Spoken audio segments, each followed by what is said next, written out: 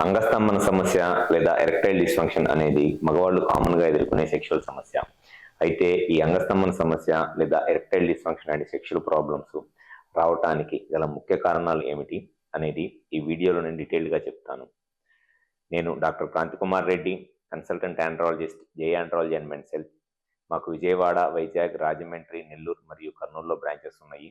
నేను మగవాళ్ళలో ఎటువంటి సెక్షువల్ సమస్యలు ఉన్నా, ముఖ్యంగా అంగస్తంభన, శీఘ్రస్ఖలనం లాంటి సెక్షువల్ సమస్యలు ఏదైనా ఉంటే అటువంటి ప్రాబ్లమ్స్ నేను ట్రీట్మెంట్ చేస్తాను.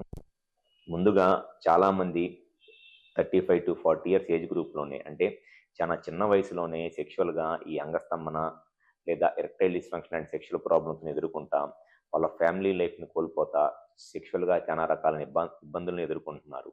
అయితే ఈ అంగస్తంభన సమస్య లేదా ఎరెక్టైల్ డిస్ఫంక్షన్ లాంటి సెక్షువల్ ప్రాబ్లమ్స్ రావడానికి గల ముఖ్య కారణాలు ఏమిటి అని అంటే, డయాబెటీస్ అంటే షుగర్ ప్రాబ్లం. ఎవరిలో అయితే షుగర్ ఉండి ఆ షుగర్ కంట్రోల్లో ఉండదో అటువంటి వాళ్ళలో స్లోగా అంగానికి వచ్చే రక్త సరఫరా తగ్గిపోయింది. అండ్ దాంతోపాటు అంగం లోపల అంటే పెన్నిస్ లోపల ఉండే మజిల్ కూడా డ్యామేజ్ అయిపోయి అటువంటి వాళ్ళలో ఈ అంగస్తంభన సమస్య అనేది చాలా కామన్గా వచ్చే సెక్షువల్ ప్రాబ్లం.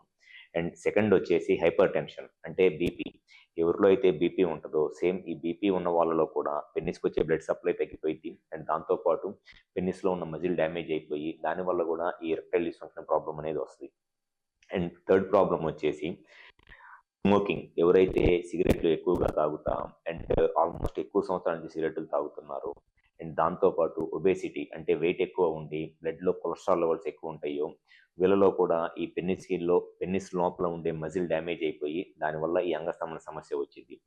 ఈ 4 కాకుండా హార్మోన్ ప్రాబ్లమ్స్, ఎవరిలో అయితే ఈ సెక్షువల్గా హార్మోన్ ప్రాబ్లమ్స్ ఉంటాయో, అంటే టెస్టోస్టెరాన్ హార్మోన్ లెవెల్స్ బాగా తక్కువగా ఉండటం, లేకపోతే ప్రొలాక్టిన్ హార్మోన్స్ చాలా ఎక్కువగా ఉండటం, ఇలాంటి హార్మోన్ ప్రాబ్లమ్స్ ఉంటాయో అటువంటి వాళ్ళలో కూడా ఈ అంగస్తంభన సమస్య లేదా erectile dysfunction and sexual problems ఉండడానికి చాలా ఎక్కువ అవకాశం ఉంటుంది.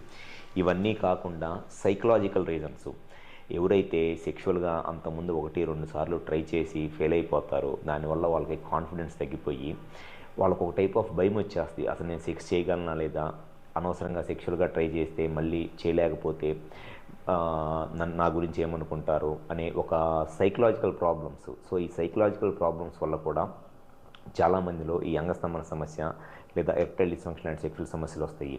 అండ్ ఇంకొంతమందిలో సెక్షువల్గా ఉండే అపోహలు, అంటే మేము పెన్నిస్ సైజ్ చిన్నగా ఉంది, పార్ట్నర్ని సాటిస్ఫై చేయగలనా లేదా, లేకపోతే ఏదన్నా సెక్షువల్ అబ్యూజెస్ అంటారు.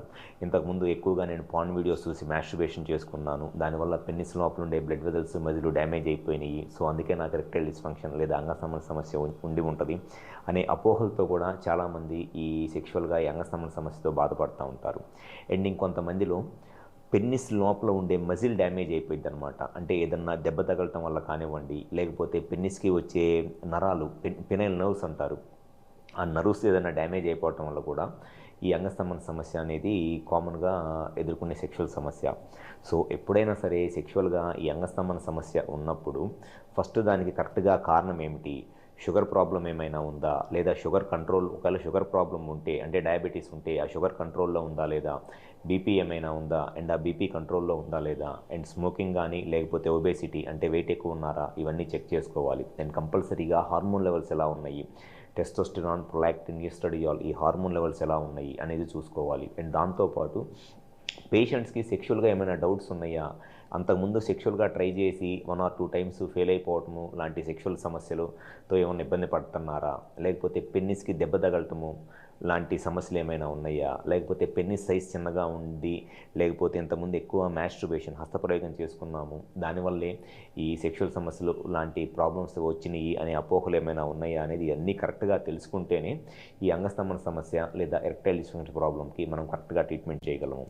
డెఫినెట్గా ఈ సెక్షువల్గా ఎంత ప్రాబ్లం ఉన్నా సరే ఈ ఎరెక్టైల్ డిస్ఫంక్షన్ ప్రాబ్లమ్ని కరెక్ట్గా కారణం ఏంటి అనేది తెలుసుకుంటే 100% మనం దానికి ఏదో ఒక రకంగా ట్రీట్మెంట్ అనేది చేయగలము. సో కారణం తెలుసుకోవటమే అన్నిటికన్నా ముఖ్యం. సో ఎవరైతే ఈ అంగస్తంభన సమస్య లేదా ఎరెక్టైల్ డిస్ఫంక్షన్ అండ్ సెక్షువల్ ప్రాబ్లమ్స్తో బాధపడుతున్నారో, మీకు కనుక మీ ప్రాబ్లమ్కి కరెక్ట్గా కారణం ఏంటి అనేది తెలుసుకొని మీ ప్రాబ్లమ్కి 100% సొల్యూషన్ కావాలి అనుకుంటే ఒకసారి మా హాస్పిటల్కి వచ్చి కన్సల్ట్ అవ్వండి. మాకు విజయవాడ, వైజాగ్, రాజమండ్రి, నెల్లూరు మరియు కర్నూలులో బ్రాంచెస్ ఉన్నాయి. ఈ 5 ప్లేసెస్లో ఎక్కడైనా సరే ఒకసారి హాస్పిటల్ నెంబర్ కాల్ చేసి అపాయింట్మెంట్ తీసుకొని వచ్చి కన్సల్ట్ అవ్వండి. మీకు ఈ అంగస్తంభన సమస్య ఎంత ప్రాబ్లం ఉన్నా కానీ దానికి 100% సొల్యూషన్ చెప్పడం అనేది జరుగుతుంది. Thank you.